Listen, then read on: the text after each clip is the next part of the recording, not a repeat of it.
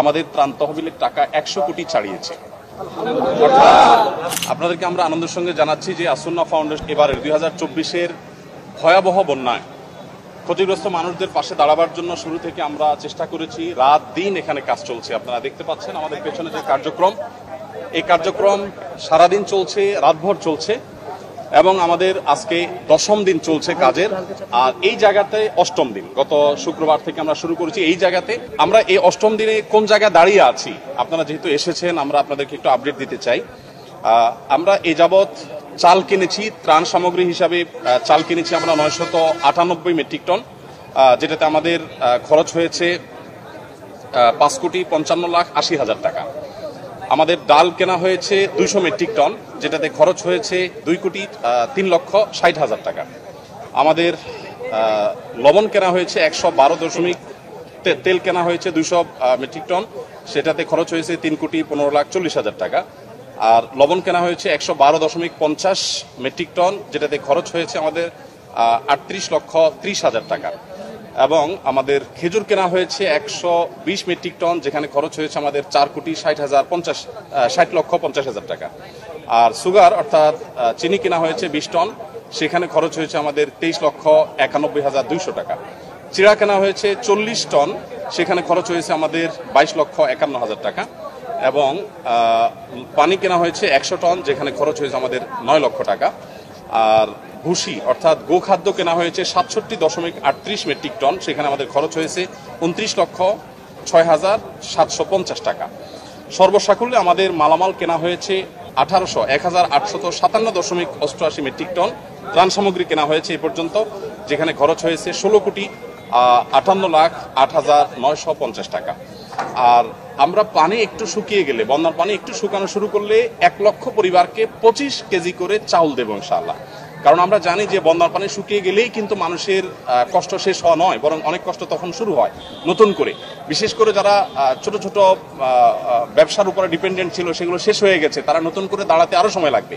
তারা যেন দাঁড়াতে পারে এবং 15 দিন 20 দিন যাতে অ্যাটলিস্ট তারা আরো চলতে পারে, সেজন্য আমরা 1 লক্ষ পরিবারকে 25 কেজির করে চাউলের বস্তা দেব। এখানে আমাদের লাগবে হলো 2500 টন। এর অর্ডার আমরা ইতিমধ্যে দিয়ে ফেলেছি, অর্থাৎ পারচেসিং হয়ে গেছে। আগামী 3 বা 4 তারিখ থেকে আমরা ইনশাআল্লাহ 3 তারিখে মাল ডেলিভারি পাবো, 4 তারিখ থেকে আমরা ডিস্ট্রিবিউশন শুরু করব। ফেনীর যে সমস্ত এলাকা শুকিয়ে গেছে সে এলাকাগুলোতে বিশেষ করে, সেখানে আমাদের খরচ হবে 14,15,00,000 টাকা। সর্বসাকুল্যে আমাদের মোট মালামাল যেটা এ পর্যন্ত আমরা কিনেছি, যার কিছু প্রস্তুত হয়ে বিতরণ হয়ে গেছে, কিছু প্রস্তুত হচ্ছে, আর কিছু ডেলিভারির অপেক্ষা আছে, সব মিলিয়ে দাঁড়াচ্ছে হলো 4,357.88 মেট্রিক টন ত্রাণ সামগ্রী। এবং এ পর্যন্ত এই ত্রাণ সামগ্রীর পেছনে আমাদের যে খরচ হয়েছে সেটা হলো 30,73,08,950 টাকা। আপনাদেরকে একটু জানিয়ে রাখতে চাই, আমাদের এ পর্যন্ত যে ফান্ড আমাদের কাছে এসে পৌঁছেছে, আপনারা সাংবাদিক ভাইরা বারবার আমাকে প্রশ্ন করেছেন কত টাকা এসেছে। আমরা ফিগারটা এক্সাক্ট আপনাদেরকে বলতে পারিনি। গতকাল অর্থাৎ বৃহস্পতিবার একেবারে অফিস শেষে আমাদের কাছে যে আপডেট এসেছে আমাদের অ্যাকাউন্টস থেকে, সেটা হলো আল্লাহ তাআলা অশেষ অনুগ্রহে, সাধারণ মানুষের আস্থায় আমাদের ত্রাণ তহবিলের টাকা 100 কোটি ছাড়িয়েছে। অর্থাৎ 100 কোটির বেশি ফান্ড আমাদের কাছে চলে এসেছে। এই ফান্ডটা আমরা কিভাবে খরচ করব আপনাদেরকে একটু আমরা জানিয়ে রাখতে চাই, আপনাদের মাধ্যমে মানুষকে আমরা জানিয়ে রাখতে চাই। প্রথমত একটু বলে রাখি, আসন্না ফাউন্ডেশনের সমস্ত প্রজেক্টগুলো বাস্তবায়ন করার আগে আমরা পাবলিকলি ঘোষণা করে বেনিফিশিয়ারি নির্বাচন করি, যাতে কোনো প্রকার পার্সিয়ালিটি না হয়, প্রত্যেকে যেন সমানভাবে পায়, ধর্ম বর্ণ নির্বিশেষে যেন সবাই সুযোগ সুবিধা পায়, সেজন্য আমরা বিশেষভাবে মনোযোগ রাখি। আর আমাদের প্রজেক্ট বাস্তবায়ন শেষে আমাদের প্রত্যেকটা টাকার হিসাব পাই করে আমরা সোশ্যাল মিডিয়ার উন্মুক্ত প্ল্যাটফর্মে দিয়ে থাকি।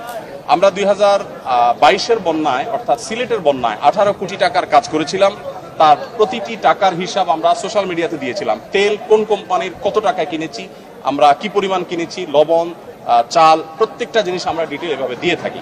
তো এবারও ইনশাআল্লাহ তার ব্যতিক্রম হবে না, প্রত্যেকটা টাকার হিসাব আমরা যথারীতি ইনশাআল্লাহ যথাসময় দেবো আল্লাহ চাহেন। তো এটা এখানে তো আপনার আমরা মৌলিক হিসাবটা দিয়েছি, এটার ডিটেইল একটু একটু করে প্রতি লিটারের দাম কত পড়েছে সেগুলো ইনশাআল্লাহ ডিটেইল আমরা একেবারে চার্ট আকারে সোশ্যাল মিডিয়াতে আমাদের ভেরিফাইড ফেসবুক পেজ আমরা দিয়ে দিব। এখনো পর্যন্ত আমাদের এখানে ত্রাণবাহী 80টি গাড়ি গত কয়েকদিন আমাদের স্পটে পৌঁছেছে। আবার সেনাবাহিনীর মাধ্যমে আমরা অনেকগুলো কাভার্ড ভ্যান হস্তান্তর করে দুর্গম এলাকাগুলোতে তাদের মাধ্যমে বিতরণ করেছি আমরা। আজকে আমাদের এখানে যে কাজ চলছে, আজকে আমাদের এখানে সকাল থেকে জোহরের আগ পর্যন্ত 8টা কাভার্ড ভ্যান ফিল আপ হয়ে চলে গেছে এবং আজকে সর্বসাকুল্য আমাদের 23টা কাভার্ড ভ্যান ইনশাআল্লাহ পড়বে। এখানে যে কাভার্ড ভ্যানগুলো আছে এগুলো মাল আনলোড হওয়ার পর আবার লোড হওয়া শুরু হবে। একদিক থেকে আনলোড হয় আর দিক থেকে লোড হয়। এখানে প্রতিদিন 2 থেকে 2,500 মানুষ কাজ করছে, সবাই স্বতঃস্ফূর্তভাবে কাজ করছে।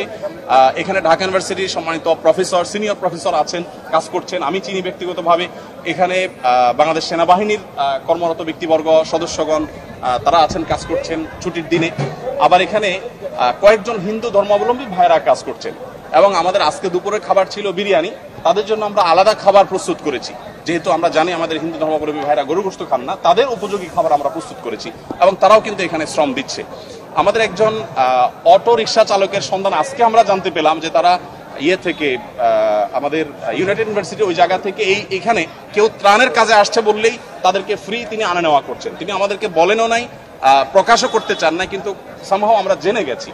তো স্বতঃস্ফূর্ততা কতভাবে হতে পারে, কত ধরনের হতে পারে, সেটা আসলে আমরা আপনাদেরকে মানে বলে বোঝাতে পারবো না যে মানুষ কতভাবে স্বতঃস্ফূর্তভাবে কাজ করতে পারে এখানে, সেটা এখানে চলছে। তো আমরা একটু আপনাদেরকে জানিয়ে রাখতে চাই যে যত টাকা আমাদের কাছে এসছে এবং এক্সপেক্টেড আরো যে টাকা আসবে, আমরা কিছুদিনের মধ্যে ইনশাআল্লাহ আমাদের ফান্ড ক্লোজ করবো, অর্থাৎ এই তহবিলে আর আমরা ডোনেশন সংগ্রহ করবো না। আমাদের প্রত্যেকটা প্রজেক্ট বাস্তবায়নের ক্ষেত্রে আমরা এই নীতিমালা ফলো করি। একটা নির্দিষ্ট সময়ের পর আমরা বলে দেই এই প্রজেক্টে আর কোনো টাকা দেওয়া যাবে না, আমরা অফ করে দেই, কারণ আমাদের একটা প্ল্যান থাকে, প্ল্যান অনুযায়ী আমরা সাধারণত কাজ করে থাকি।